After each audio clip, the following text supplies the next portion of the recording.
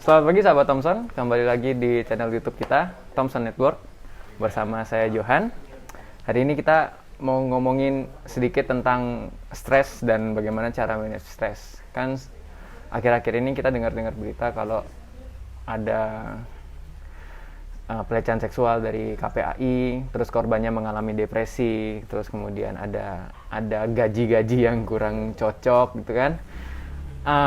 Tentunya hal-hal seperti ini bisa membuat seseorang mengalami tekanan-tekanan mental. Nah, untuk membahas lebih lanjut tentang bagaimana itu stres, bagaimana cara meregulasinya, bagaimana macam-macam stres itu, sudah ada bersama kita Ya. Kak Angga. Ya, terima kasih Mas. Lebih lanjut kita akan bincang-bincang dengan ahlinya Kak Angga nih. Gimana Kak Angga? Ya. Akhir-akhir ini bagaimana kabar Anda? Ya, begini aja sih ya.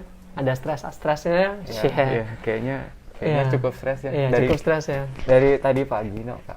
Dari tadi pagi, dari kemarin-kemarin. Dari kemarin-kemarin. Kan? Dari sebelum take ini ya kan. Iya. Banyak stresnya gitu. Banyak stresnya. Banyak tekanannya. Benar. Banyak tuntutannya ya kan. Tuntutan seperti Kak, kapan materinya jadi? Nah, itu.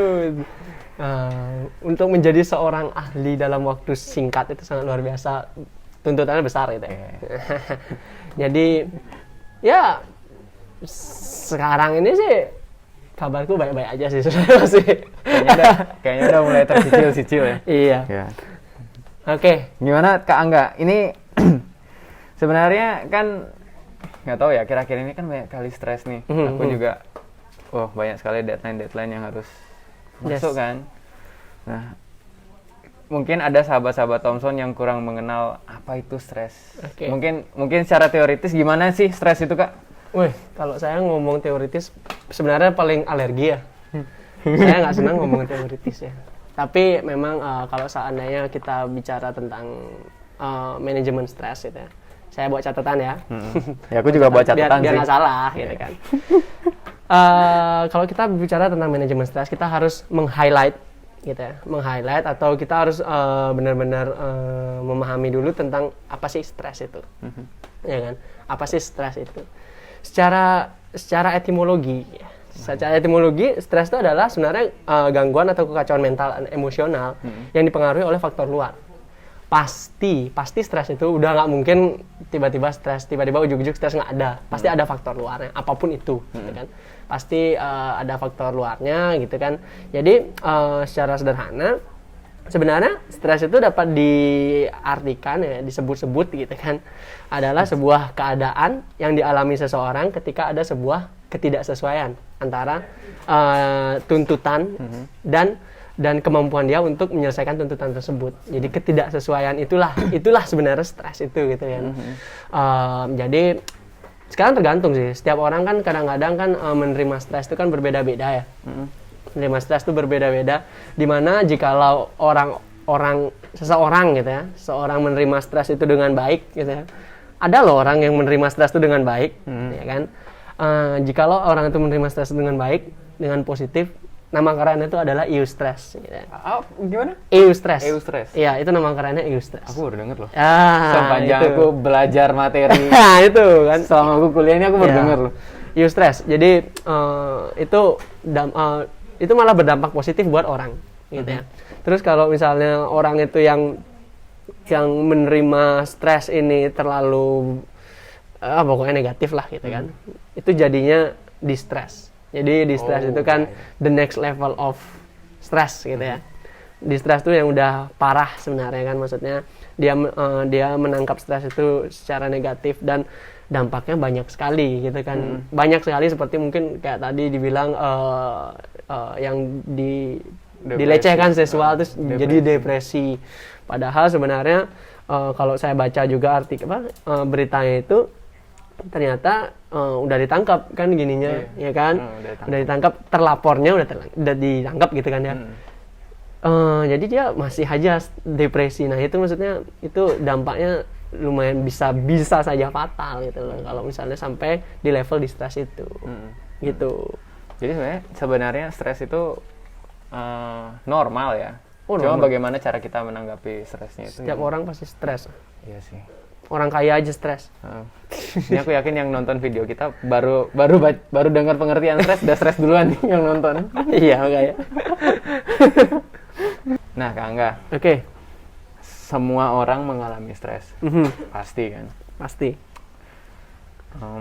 Kalau semua orang mengalami stres dan ada orang-orang yang kurang bisa meregulasi stresnya dengan baik, sebenarnya cukup banyak nggak sih di lingkungan kita? Anggap aja lingkungan sekitar kita ya. Banyak orang mengalami stres, banyak nggak sih yang regulasinya cukup kacau gitu?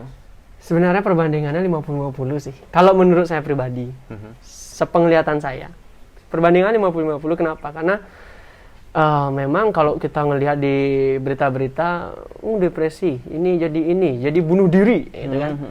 Ya itu kan yang di-highlight di berita. Yang tidak kelihatan di berita kan banyak. Yang sebenarnya contohnya kayak saya ada sendiri, ya kan? Misalnya kalau saya stres, gitu kan? Wong saya tinggal olahraga aja bisa hilang kok stresnya. Nah, sebenarnya 50-50 sih sebenarnya. Kalau misalnya kalau ditanya banyak apa enggak sih orang yang tidak bisa menangani stresnya dengan baik, ya banyak. Tapi banyak nggak sih orang yang bisa menangani stresnya dengan baik? Oh, banyak juga. Gitu. Jadi tergantung sekarang kita melihat dari sudut pandang yang mana gitu kan. Kalau misalnya kita terfokus sama yang negatif-negatif tok gitu kan. Ya, negatif juga. Ya pasti kita ngelihatnya, oh ini nggak bisa dia, oh ini dia marah-marah, oh ini dia sampai bunuh diri. Gitu. Jadi masih banyak kok orang yang bisa menangani stres dengan baik sebenarnya. Ya, tapi yang nggak bisa juga banyak juga. Oh banyak juga. Saya nggak ada bilang nggak, lebih banyak yang bisa gitu kan. Ya. Aku cukup dengar teman-temanku ada suicide attempt gitu. Ya, jadi ngeri ya. Ngeri lah. Ngeri, apalagi aku juga stres juga kan. Makanya kan, sekarang kan tergantung kitanya bagaimana kita. ya kan. Nah, kan semua orang stres dengan ceritanya dia masing-masing kan, pasti. Apa sih faktor-faktor yang bisa memicu? Oke. Yang umum ya kalau aku bilang. Oke. Faktor-faktor ya. Kalau secara teoritis gitu ya, secara teoritis sebenarnya faktor-faktor stres itu sebenarnya ada 3 ya, 3 penyebab gitu kan. Penyebab stres. Nah kalau jangan kita bilang penyebab stres, kayaknya awam sekali ya, biar keren dikit lah, stresor namanya kan. Penyebab stres itu stresor namanya, bahasa kerennya stresor gitu kan. Nah jadi stresor ini gitu ya, sebenarnya ada 3 kategorinya gitu.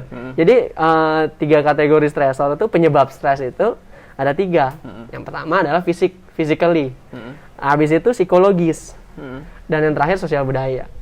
Nah kalau stresor fisik ini biasanya disebabkan oleh kayak suhu. Maksudnya pokoknya semua penyebab fisik gitu. Contohnya suhu, dingin, panas gitu kan. Kadang-kadang kalau kamu kepanasan kamu emosi nggak sih? Iya ya kan? Juga sih ya. Emosi kan. Terus masalahnya suara bising gitu kan. Kalau misalnya kita mau ya yang paling dekat lah. Kalau seandainya kita mau tidur gitu, tiba-tiba ada motor racing lewat, itu kan nyebelin banget ya kan. Jadi ngegedekin ya. Nah itu kan stres kita gitu lah. Habis itu rasa sakit. Kalau kita sakit kan kita nggak enak ngapa-ngapain, kita stres gitu lah. Kita pengen jalan-jalan, ternyata kita nggak bisa gitu kan. Terus kelelahan fisik, polusi udara, dan tempat tinggal yang tidak memadai. Maksudnya gini, pernah nonton SpongeBob nggak? Iya. Oke. Nah ini nih, si Squidward ini kena dia, si Squidward ya. Iya. Squidward kan berada di lingkungan yang bagi dia itu annoying banget. Bagi dia tetangganya menyebalkan. Berakhlak ya. Nah, menyebalkan. Nah, itu kan dia stres terus kan. Karakter kartun SpongeBob yang paling sering stres, Squidward. Nah, itu contohnya. Dia tinggal di tempat yang kurang kondusif. Ya. Lalu untuk stresor psikologis. Stresor psikologis itu sebenarnya misalnya nih kayak rasa takut, kesepian, patah hati. Nah, patah hati mungkin kamu pasti sering. Iya. Oh, kok sering sih? Iya, pasti pernah, pasti pernah, ya kan? pernah. Setiap orang pasti pernah patah hati. Setiap orang pasti pernah kesepian. Ya kan, marah, jengkel, itu kan, cemburu, apalagi iri hati. Pasti kan, namanya orang cemburu ya. Namanya orang cemburu kan pasti, aduh kepikiran banget, itu kan stres. Aduh dia ngapain ya sama ya, itu. Terus patah hati, maksudnya kayak iri hati, itu kan. Orang mau gimana iri hati itu ya pasti nyebelin ya. Padahal sebenarnya kita nggak ada urusannya kadang-kadang sama Ya, orang, kita sebenarnya. tiba-tiba iri. Nah itu kan uring-uringan sendiri gitu kan. Terus untuk stresor sosial budaya, nah ini kan kayak kejadian-kejadian luar biasa lainnya di luar sana gitu kan. Ini misalnya kalau kita ngomongin stresor sosial budaya itu ada yang disebut penyebabnya dari hubungan sosial. Hubungan sosial misalnya nih kayak saya sendiri gitu. Dulu waktu dari kecil saya tinggal di Denpasar nih. Saya tinggal di Denpasar. Saya biasa hidup di kota gitu. Akhirnya saya pindah ke desa dan harus, kalau orang Bali itu kan harus membanjar namanya. Iya. Sampai di sana saya nggak ada yang kenal. Saya nggak kenal siapa-siapa. Itu aduh, saya uring-uringan parah. Itu stres ya kan, sosial budaya. Lalu kesulitan pekerjaan. Ya kan, menganggur, yang gitu-gitu tuh kan membuat stres kan. Iya.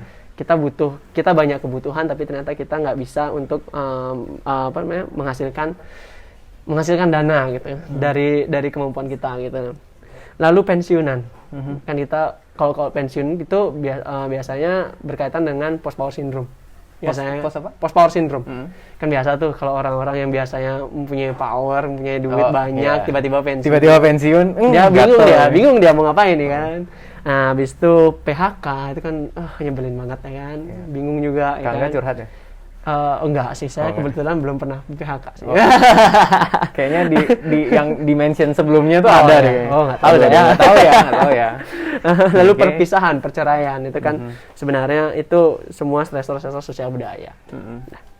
Berarti sebenarnya stresornya lebih dari luar nggak sih? Iya. Iya pasti. Kayak saya bilang tadi kan pasti ada faktor luarnya. Semua. Bahkan kalau kesepian gitu itu kan sebenarnya kan kita kan sendiri dari sini aja udah. Tapi kan pasti ada penyebab kita kesepian. Pasti ada penyebab kita patah hati, pasti ada penyebab kita takut, ya kan, pasti ada dari luar. Nggak mungkin tiba-tiba kita stres ya, nggak mungkin, ya kan. Tuh pasti selalu ada faktor luarnya. Aku berpikir mungkin ada penyebab yang dari internal, maksudnya kan kita kalau yang aku pelajarin pas dulu kuliah itu kan ada yang namanya kayak misalkan ADHD, hiperaktif, atau memang jadi dari kondisi fisiknya dia lebih ke dalam ya, entah ke kromosomal, DNA dan lain-lain, itu kan ada faktor-faktor kayak gitu juga kan. Oke, kalau misalnya masalah kayak ADHD dan segala macam itu kan dari kromosomnya dia. Sekarang kita bertanya gitu ya. Kita bertanya secara awam gitu ya. Apakah orang bersangkutan merasa stres?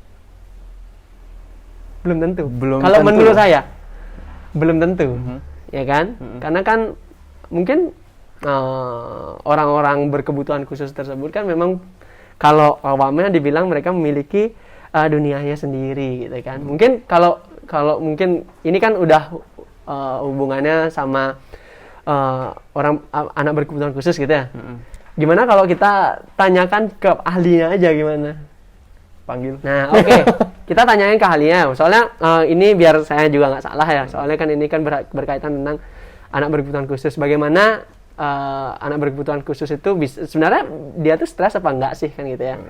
Mungkin Kakak Surya, seorang psikolog langsung. Iya. Jadi pertanyaannya apakah anak berkebutuhan khusus itu pernah mengalami stres atau enggak gitu ya? Yes. Anak berkebutuhan khusus juga namanya manusia ya. Jadi setiap orang kan biasanya setiap orang pasti pernah mengalami stres, tapi tergantung sekarang bagaimana tekanan yang dialami orang tersebut atau seperti apa gitu kan. Sifat stres itu kan subjektif kan. Nah, kalau untuk anak berkebutuhan khusus sendiri tergantung karakteristiknya. Ada beberapa misalnya seperti autism, biasanya mereka itu sangat peka terhadap rangsangan tertentu, dan itu pun sifatnya subjektif. Ada yang sangat peka di taktil, ada yang sensor cahaya dan segala macam. Jadi sumber stresornya itu beda-beda untuk tiap anaknya, dan kemungkinan besar sih mereka pasti akan mengalami stres gitu. Dan yang paling menurutku sih yang mungkin yang paling rentan mengalami stres yang berkaitan dengan anak berkebutuhan khusus tuh lebih ke lingkungan ya. Lebih ke lingkungan, terutama orang tua yang gitu nggak sih Mbak? Iya, lingkungan terdekat sih. Iya, lingkungan terdekat. Karena namanya anak berkebutuhan khusus, apalagi mungkin orang tua yang sangat awam dengan karakteristik anak berkebutuhan khusus tersebut. Jadi kebanyakan mungkin yang lebih parah stresnya itu dialami sama lingkungannya. Dan tidak menutup kemungkinan anak pun juga mengalami stres karena mungkin dia karena orang tuanya atau lingkungannya cenderung kurang paham mungkin untuk men-treat anak itu seperti apa, anaknya sendiri pun juga mengalami stres kayak gitu sih kalau menurutku Mbak. Kalau Mbak Aris gimana? Kalau aku pribadi sih lihatnya kalau anak kebutuhan khusus, kita sudah menjudge anak kebutuhan khusus saja dia sebenarnya udah stresor sendiri sih sebenarnya ya. Pelabelan. Kemudian anak-anak yang memiliki keistimewaan seperti itu pun biasanya pernah nggak mungkin teman-teman lihat anak kebutuhan khusus yang kadang dia gigit tangannya. Itu kan sebenarnya juga ekspresi emosi yang tidak tepat, ekspresi emosi negatif yang lebih mengarah ke stres, tapi yang tidak tepat. Gitu kan. Mungkin karena memang secara kognitif juga bagian otak tertentu memang mengalami gangguan tertentu. Iya. Jadi aku rasa sih mereka itu bisa banget, bisa banget. Dan itu bisa jadi salah satu bentuk bentuk ekspresi stresnya yang dia kadang kan ada yang gigit mukul-mukul kepala gitu kan, gigit tangan gitu sih. Kebanyakan autism sih aku sempat pernah kebetulan beberapa kali melihat anak-anak yang didiagnosa autism kan.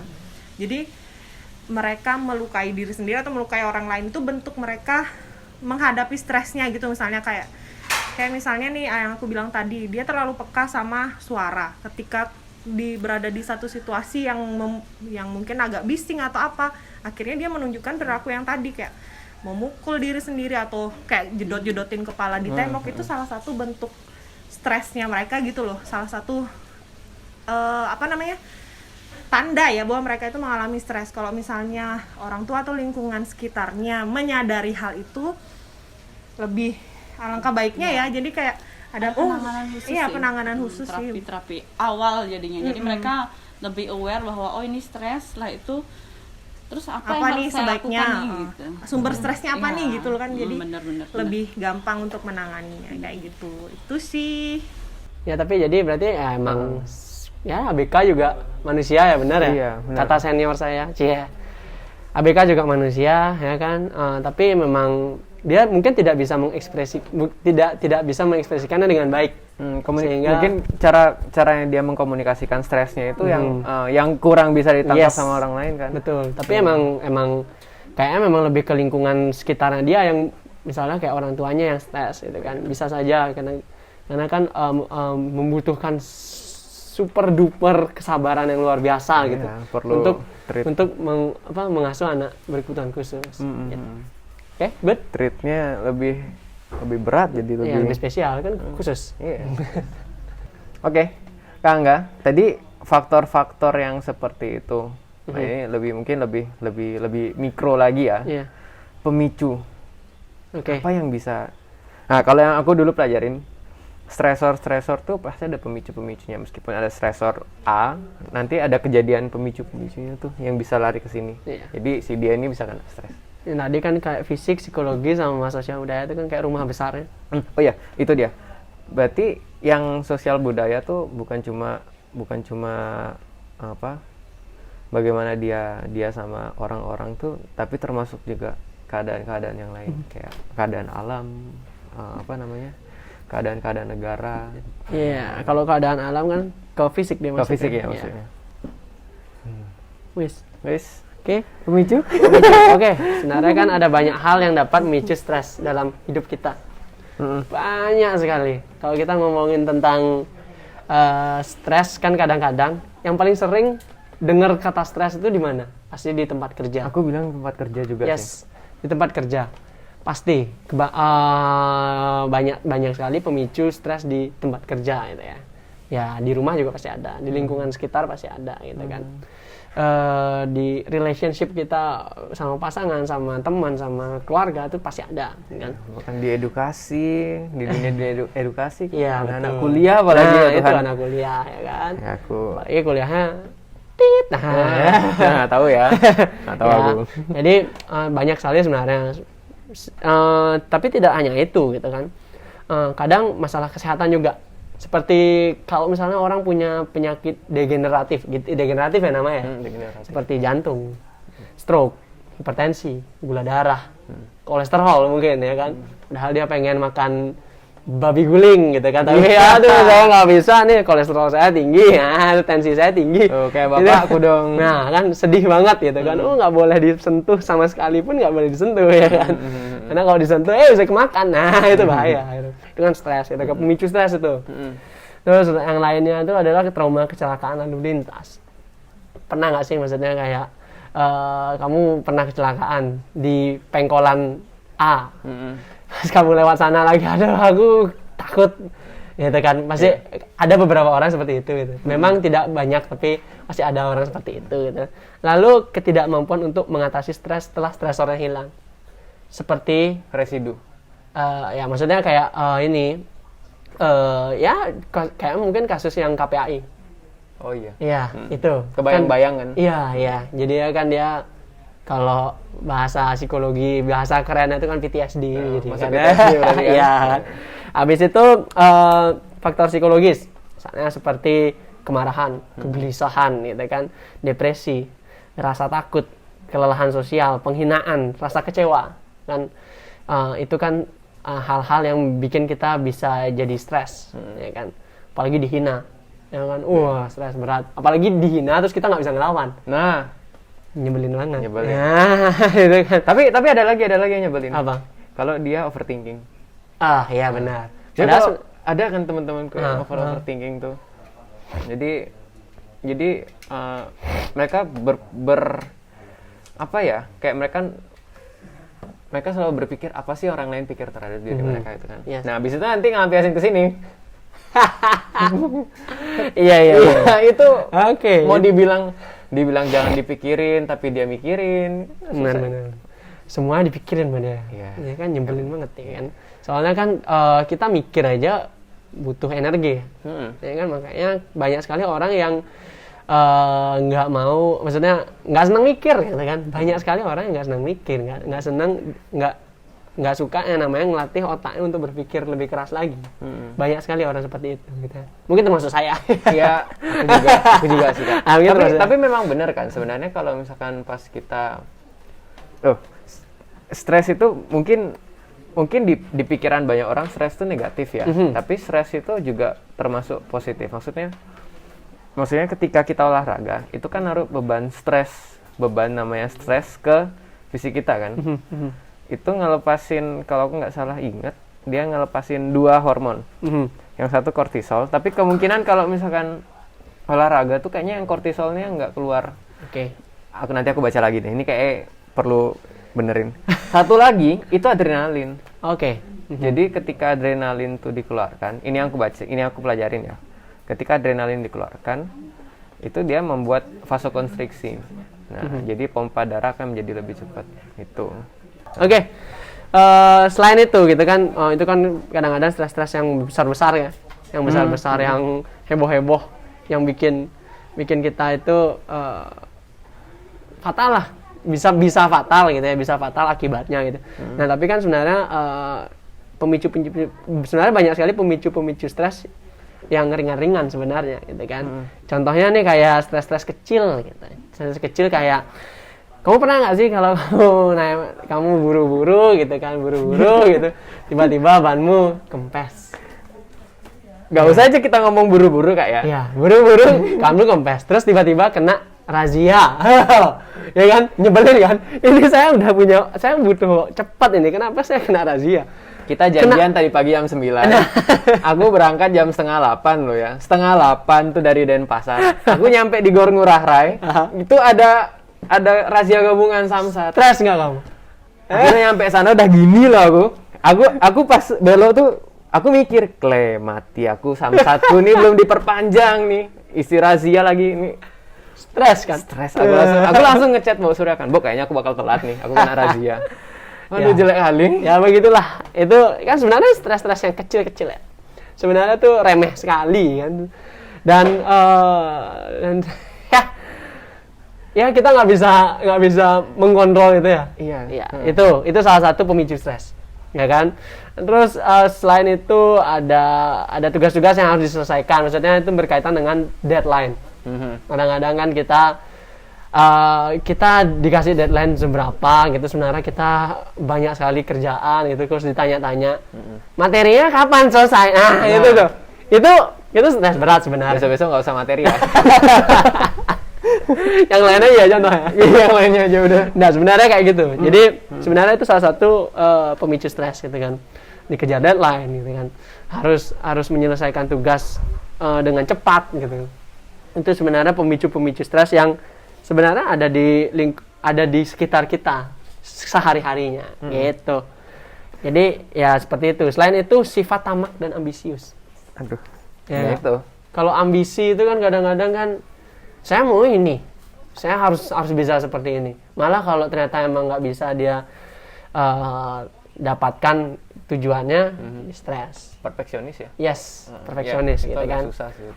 Langsung sikap tidak menerima dirinya apa adanya. Ya kan kadang-kadang kan, aku jelek, aku nggak mau dah deket. Ketemu orang banyak, aku nggak berani. Inguh gitu. Nah, iya. Kalau kata orang Balinya tuh inguh. Kan. Jadi itu juga pemicu stres, gitu kan. Dia nggak nerima dirinya, gitu. Ya nggak salah juga sih. Maksudnya kan setiap orang kan pasti beda-beda ya. Kita kan nggak bisa memaksakan orang. Kamu loh nggak kayak kenapa? Kamu harus terima dirimu, nggak bisa gitu. Nggak bisa kan. sih. Lalu ada rasa tidak berdaya karena mengalami peristiwa yang tidak mengenakan gitu ya. Contohnya kayak mungkin kayak aku 11 tahun yang lalu. Aku kehilangan seorang ayah. Dari aku punya apapun. Aku bisa minta apapun dengan mudahnya. Akhirnya aku harus jatuh sejatuh-jatuhnya dan harus berdiri sendiri dengan kakiku sendiri tanpa ada backup dari seorang ayah. Itu kan sebenarnya juga ketidakberdayaanku. Itu kan stresnya luar biasa. Iya sih, Kak. Itu parah banget stresnya. Itu parah banget. Dan syukurnya setelah berjalannya waktu loh, kok saya curhat ya. 11 tahun ya. 11 tahun men. Tapi 11 tahun itu udah makanya. 11 tahun udah, ya wes, nggak masalah, udah stabil gitu kan. Aku juga takut loh itu. Iya. Itu salah satu ketakutan. Yes, setiap orang pasti kan. Pasti setiap orang. Makanya kayak gara-gara itu kan, maksudnya aku ngelatih diriku sendiri kan. Sip. Good. Coba kerja sana. Itu kerja sana itu. Jangan minta dari bapakmu sana kerja. Iya. Sebelum terlambat. Iya. Ya kan? Kalau aku kan ya memang aku sebenarnya tidak terlambat ya. Karena di usia-usia segitu sebenarnya aku SMA, aku nggak salah itu. Iya, tapi 11 tahun masih SMA, Kak. Yes. SMP malah. 11 tahun yang lalu aku masih SMP menuju dia SMA. Menuju SMA. Ya. Itu kan seorang ayah itu kan adalah pokoknya adalah segalanya buat anak-anak umur segitu gitu kan. Nggak ada ayah tuh Yes, ini loh. kan agak ribet gitu kan. Secara finansial juga, secara macam-macam lah gitu kan. Banyak. Nah itu, jadi itu juga sangat-sangat luar biasa membuat orang stres gitu kan. Tapi tidak hanya itu, juga kesehatan yang memburuk. Misalnya orang yang sakit kayak tadi itu tiba-tiba makin buruk, makin down, itu kan dia stres. Lalu perceraian tidak dikehendaki. Emang ada? Emang ada ya perceraian yang dikehendaki? Ada aja sih. Ada. Nah itu perceraian gitu kan. Atau diberhentikan dari pekerjaan kan, kayak PHK tadi saya bilang. Itu kan bingung juga. Pasti setiap orang itu kalau udah kerja dia pasti punya tanggungan. Dia pasti punya mimpi-mimpi, dia punya macam-macam lah gitu kan. Terus di-cut tiba-tiba dia harus menanggung itu tuh bagaimana caranya. Nah itu kan. Lalu ada masalah karir nggak naik-naik gitu kan. Nggak naik-naik, nggak selalu tidak dihargai oleh pemimpin gitu kan. Sebenarnya kan itu bikin stres juga gitu kan. Padahal kemampuan kita ini udah luar biasa tingginya, bahkan melebihi pemimpin mungkin gitu kan. Tapi kok kita nggak dihargai dengan baik gitu loh. Malah kita merasa dilecehkan, itu kan stres juga. Pertambahan usia. Oh iya. Pertambahan usia makin tua makin dekatnya sama Tuhan gua. Kalau kalau dia nggak siap ya, mungkin ya kalau dia nggak bahagia mungkin agak susah. Aduh, ini kok aku udah umur segini ya? Aduh, belum nikah. Aduh, belum ini. Iya, belum ini, belum kan? itu. Kayak dikejar waktu gitu. Deadline. Nah, yes. Ya. Lagi kan. Lagi. Kegagalan. Ya kan? Ketidakpuasan keuangan. Itu ya namanya keuangan ya sensitif banget ya. Uang itu pasti selalu bikin stres. Iya. Kebanyakan uang stres loh. Benar. Ya nggak sih? Ya, ini gue mau ngabisinnya kayak gimana? Mungkin boleh disponsorin ke sini teman-teman yang punya uang banyak. Bagi yang punya uang banyak ya. Iya. Iya. Jadi mungkin secara spesifik gitu ya, pemicu stres ada banyak sih sebenarnya. Cuma kalau saya bisa bilang ya segitu gitu loh. Bentar kalau misalnya saya terusin lagi ini video sampai 2,5 jam kali. Ini puluhan episode kita cuma ngomongin ini stres, Kak. Iya. Minum dulu. Oke, minum dulu.